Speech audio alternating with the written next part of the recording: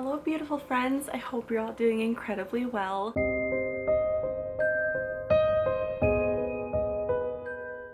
I'm so excited to share with you guys my most anticipated reads for this year, and this isn't necessarily like new releases or anything.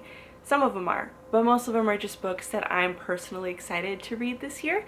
And there are like two of them that were on my list last year, so just so you know.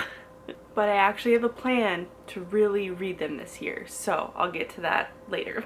So I'm gonna start off with my current read that I'm reading with two friends right now, and this is a reread, but it's my favorite book, so I had to mention it and recommend it to anybody and everybody, and that is Once Upon a Wardrobe by Patty Callahan. I love this book with my entire heart, you guys. I love it so much. And I did have quite a few tabs from last time I read it, which are like these neon ones. But these purple and blue ones are ones that I've put in this time. So I've annotated, I mean, twice as much as I did before rereading it. And I love it so much more the second time around. I've never reread a book before, so this is so exciting, and I am now officially a huge fan of rereading books because I'm just picking up on so much more. Like, there are things that I've read that I'm like, how did I not underline and highlight and tab that before? If you've never reread a book, I highly encourage you to if it's one that you loved before. But this book, like I said, it's my favorite book, and it follows our main character Megs, and she is a college student at Oxford. This is based in the 1950s as well, so you get a very good like dark academia vibe from it. But her little brother George is very, very sick. He is obsessed with the story of Narnia. And in Oxford in the 1950s, C.S. Lewis was actually a tutor or like a lecturer in Oxford, so Megs being a student there, she decides to ask Mr. Lewis, where did Narnia come from per George's request. So she meets with C.S. Lewis and his brother and just gets to ask him all of these questions about where Narnia came from, how did you come up with the idea, and being a very like mathematical person, Megs is trying to like put an equation in her mind, whereas Mr. Lewis, being very imaginative, is trying to just tell her stories to answer her questions. So it's just so beautiful and so deep and so wonderful, and I love it so much. And I just encourage everybody to read this. Maybe you want to wait until around Christmas time because it is like a snowy, atmospheric, kind of a Christmassy book almost. I mean, not really Christmassy, but it's wintry, so I feel like anything Christmassy is wintry. Wintry is Christmassy. You know what I mean? But it's January right now, and I'm rereading it with two friends, and I'm just loving the vibes so very much. So read this, please. My favorite book. You'll love it. You'll cry. You'll just feel all the feels. The next book that I'm so excited to read, and this is kind of a semi-new release. I pre-ordered it quite a while ago, and I'm so excited to get into it this spring. And it is Powerless by Lauren Roberts. I remember seeing this on TikTok when she was writing it, I think. So to actually like see it in my hands is really cool. But this is kind of like a mixture of Hunger Games and Red Queen from my understanding of what I've read of the synopsis. It's pretty short, so I'll just read it to you, but it says, only the extraordinary belong in the kingdom of Ilia, the exceptional, the elites. The elites have possessed powers for decades, gifted to them by the plague, while those born ordinary are just that, banished from the kingdom of Ilia and shunned from society. And that kind of reminds me of like Red Blood, Silver Blood in Red Queen. No one knows us better than Peyton Gray, an ordinary posing as a psychic to blend in with the elites. But when she unwittingly saves one of Ilia's princes, Kai Azer, she's thrown into the purging trials, a brutal competition showcasing the elites' powers. If the trials and the opponents within them don't kill her, the prince she's fighting feelings for will, if he discovers what Peyton is, completely ordinary. Doesn't that sound so fun? I mean, it's obviously like a romantasy, and they're gonna fall, and it's gonna be beautiful, and I'm so excited. I've heard nothing but good things about this book. Like, I know some people were kind of like annoyed that it's like a Hunger Games knockoff, which, like, come on. I feel like we should be able to utilize different parts of other storylines to make new stories because it keeps them interesting. I don't know. I like that idea, but I'm really excited to read this. Like I said, I've seen so many amazing reviews of it, and it's beautiful. Like, aren't those just the most stunning, beautifully, like, moody feminine vibes? I'm so excited for it. I may or may not read the rest of the Red Queen series this year. I read the first one not last year, but the year before. And it was my first fantasy as an adult, and I thought it was okay. I think I gave it 3 stars, but I feel like I didn't really appreciate fantasy yet. I might read that this year. I'm not sure. We'll see. I don't want to like overwhelm myself because I'm a slow reader, so I don't want to like give myself too many things to try to get through. But anyway, the next book that I'm really excited to read, and this was sent to me by my friend Megan, the Ginger Hobbit, whom I love so dearly, and that is What the River Knows by Isabel Ibanez, and I'm so excited to read this one because it is marketed to people who love the Mummy movie, and I absolutely love that movie. I mean, if you're a 90s baby, you probably grew up on that movie like I did. I've seen that movie hundreds of times. Like, hundreds of times. I watched it all the time. There was a period of my life where I watched it like almost every day. Like, I love that movie. So, this follows our main character, Olivera, and she's Bolivian and Argentinian, and her parents travel the globe. I assume they're like archaeologists or something like that. She receives news that they have passed, and so they leave her an inheritance, and her dad also leaves like this gold ring with her, and it's like calling her or something like that. And so she ends up going to Cairo because her parents also left her a guardian, and while she's there, the ring is like uncovering these secrets, I guess. So basically she ends up finding out that her parents' murder may not be all it is said to be. So I'm not exactly 100% sure on exactly what is going to be uncovered, but it sounds really fun and exciting. And I believe there's also a romance in this as well, with her guardian's infuriatingly handsome assistant thwarting her at every turn. Inez must rely on ancient magic to uncover the truth about her parents' disappearance, or risk becoming a pawn in a larger game that will kill her. So I'm really excited to read this. It sounds so adventurous and fun, and I love like Egyptology and archaeology and stuff like that, so I think it'll be really interesting. I'm really excited. This is definitely going to be a summary read for me. Another book that I'm so excited to read, I'm sure most of you have already read because it is a classic, but I think this will be my first classic book now that I think about it. But that is Anne of Green Gables by L.M. Montgomery, and my friend Megan also sent me this one for my birthday last year. Isn't it stunning?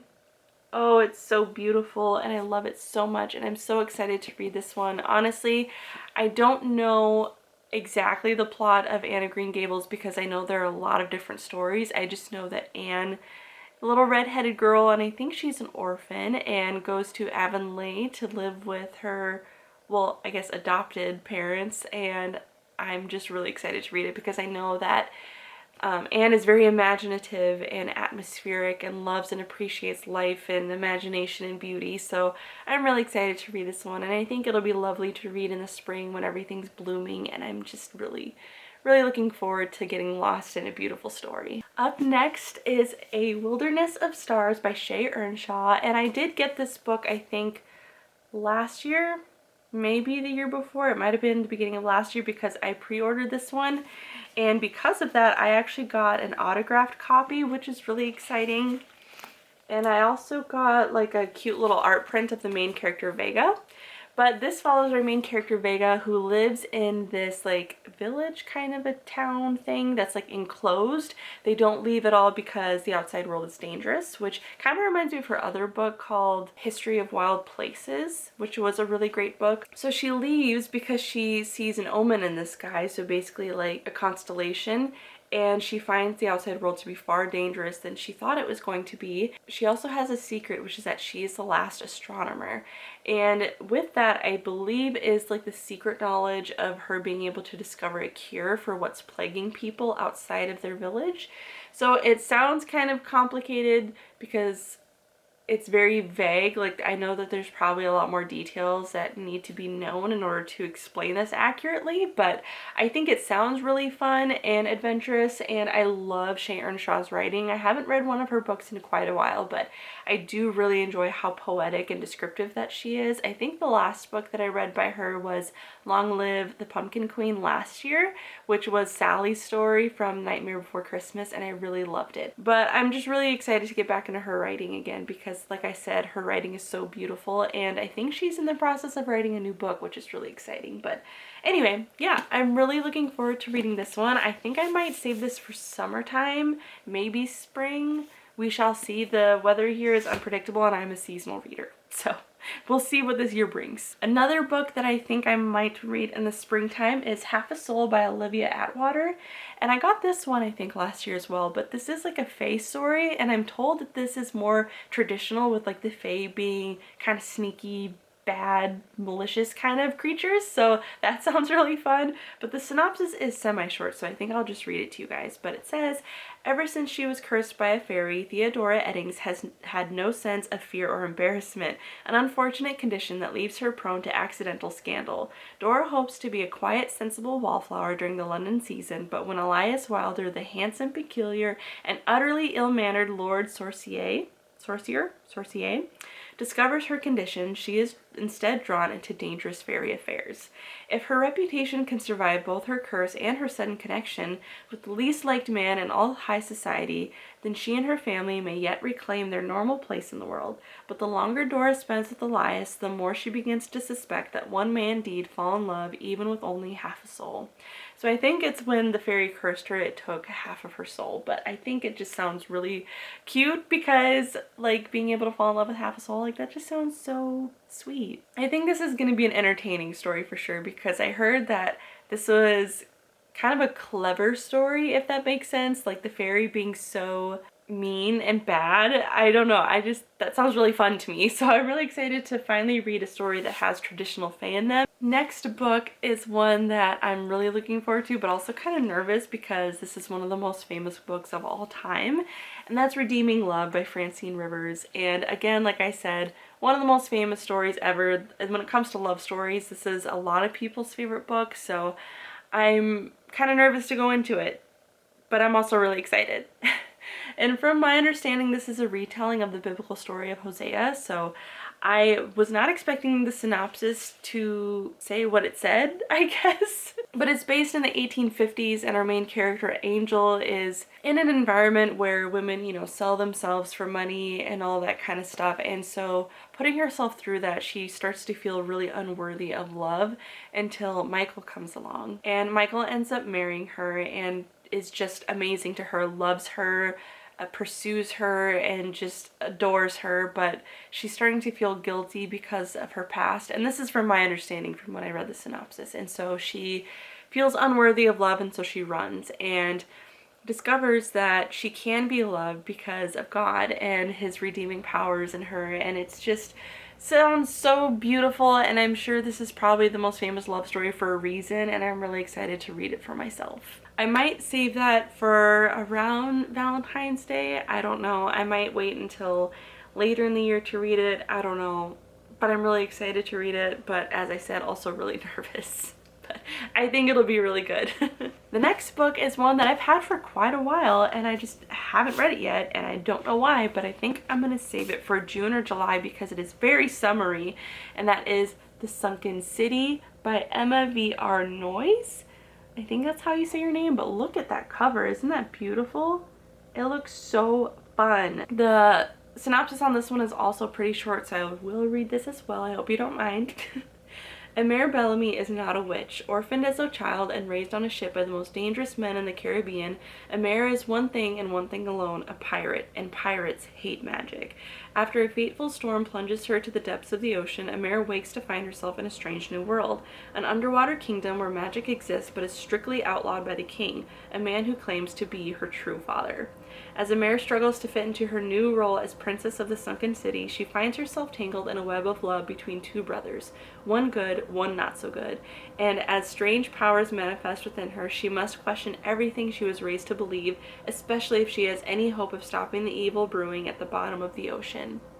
Doesn't that sound fun? This just sounds like such a summery, like, adventure book. Obviously, like, makes me think of Pirates of the Caribbean, but also Atlantis, one of the best Disney movies ever that is totally underrated. But anyway, it just sounds really fun, and I'm excited to dig into this one. I really hope I actually do read it this year because that just sounds exciting. The next book that I'm going to be reading with my friend Sandy over at Bloom Journals, who I adore so dearly. We read Emily Wilde's Encyclopedia of Fairies together last year, and this year we agreed to read, I believe it's called Emily Wilde's Map of the Other Worlds, I think. I'll put it right here.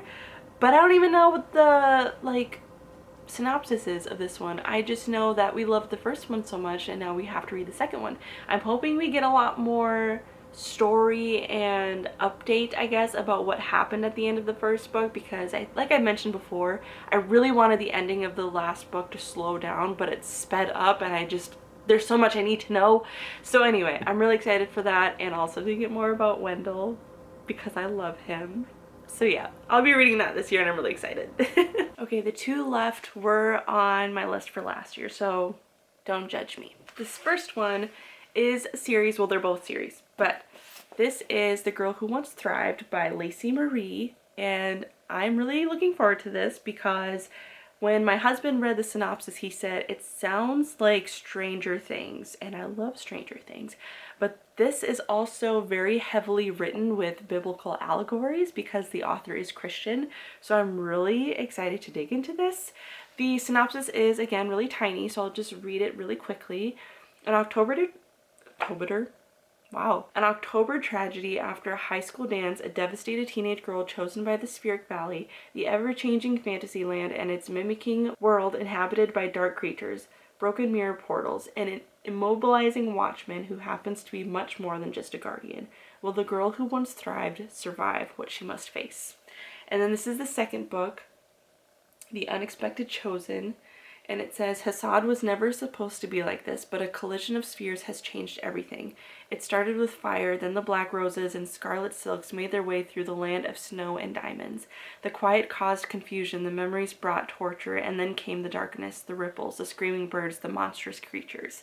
Still, the purpose remained, the mirror portals persevered, and the watchmen will not waver.